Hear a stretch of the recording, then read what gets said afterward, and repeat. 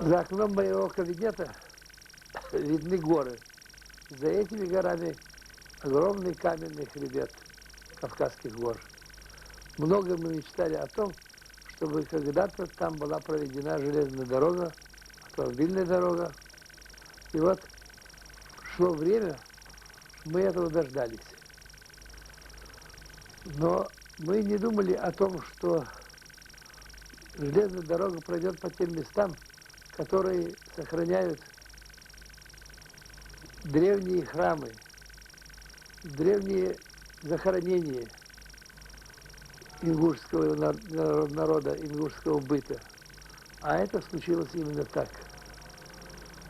После большой радости первоначальной мы в конце концов поняли, что каменные храмы, древние храмы, храмы богини Тушоли, известной,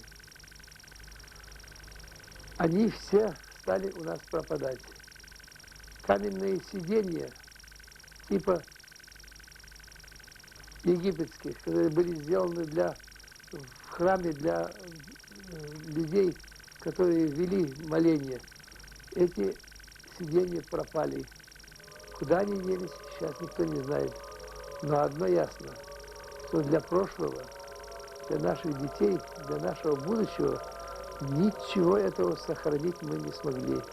У нас получилось наличие дороги, но храмов не будет. Древних наших ценностей их мы не сохраним.